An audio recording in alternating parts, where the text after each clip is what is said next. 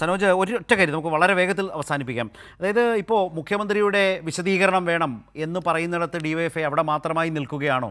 ഇതിനപ്പുറം ഈ വിഷയത്തെ ജനങ്ങൾക്ക് മുമ്പിൽ അവതരിപ്പിക്കാൻ ഇതുമായി ബന്ധപ്പെട്ട ഗൗരവമായ പ്രശ്നങ്ങളുണ്ട് എങ്കിൽ, ഒരു അധാർമികതയുണ്ട് എങ്കിൽ, കേരളത്തിൻ്റെ മുഖ്യമന്ത്രിയുമായി ബന്ധപ്പെട്ട് നിൽക്കുന്ന പ്രശ്നമാണ്, ഉയരുന്ന സംശയങ്ങളാണ്, പല ദുരൂഹതകളും നിൽക്കുന്നു. താങ്കൾ പറഞ്ഞൊരു പ്രധാനപ്പെട്ട കാര്യമുണ്ട്, പണത്തിൻ്റെ വരവ്, സാമ്പത്തിക സ്രോതസ്സുകൾ, ഇത് പ്രധാനമാണ്.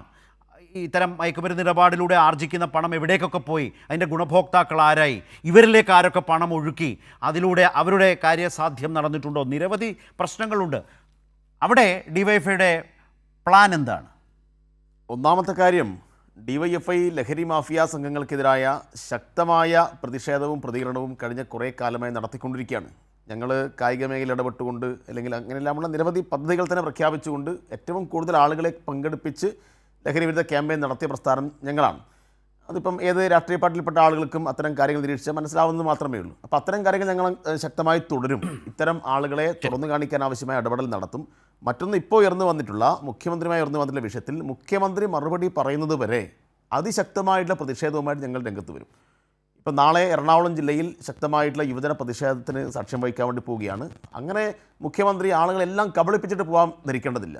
മുഖ്യമന്ത്രി ഇതിന് മറുപടി പറഞ്ഞേ പറ്റൂ. പറഞ്ഞിട്ടില്ലെങ്കിൽ മറുപടി പറയിക്കാൻ ആവശ്യമായിട്ടുള്ള അതിശക്തമായ യുവജന പ്രക്ഷോഭം കേരളത്തിൽ ഉയർത്തിക്കൊണ്ടുവരും എന്നാണ് ആ ഭാഗം സംബന്ധിച്ച് പറയാനുള്ളത്. മറ്റൊന്ന്, കോൺഗ്രസ് പാർട്ടിക്കകത്ത് ഇത്തരം ലഹരി മാഫിയ സംഘങ്ങൾ പിടിമുറുക്കിയിട്ടുണ്ട്.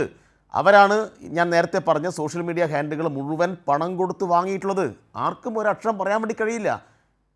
കോൺഗ്രസിലെ ഉന്നത നേതാക്കന്മാരെ പോലും വേട്ടയാടുന്ന വിധത്തിലുള്ള ഒരു വൻ മാഫിയ സംഘമായിട്ട് ഇവർ വന്നിട്ടുണ്ട്. ഇവിടുന്ന് ഇവർക്ക് പണം, ഈ പണം എന്ന് പറയുന്നത് ഈ ലഹരി കടത്തിൽ കൂടി കിട്ടുന്ന പണമാണ്. പത്തനംതിട്ടയിൽ നെഹാസ് ആരാണ്? പത്തനംതിട്ടയിലെ നെഹാസ് യൂത്ത് കോൺഗ്രസിൻ്റെ സംസ്ഥാന ജനറൽ സെക്രട്ടറിമാരിൽ ഒരാളാണ്.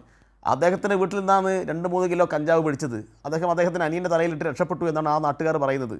ഇപ്പോൾ അയാളെ പിടിച്ചിട്ട് ആഭ്യന്തരമന്ത്രിയുടെ ഓഫീസിൽ ഇരുത്താനുള്ള ശ്രമം നടത്തിയ വാർത്തയും കോൺഗ്രസ് വൃത്തങ്ങൾ നേരത്തെ പുറത്തു വന്നു. ഇപ്പം ഏതായാലും അങ്ങനെ ഉത്തരവൊന്നും വന്നിട്ടില്ല, ഭാഗ്യം തന്നെ.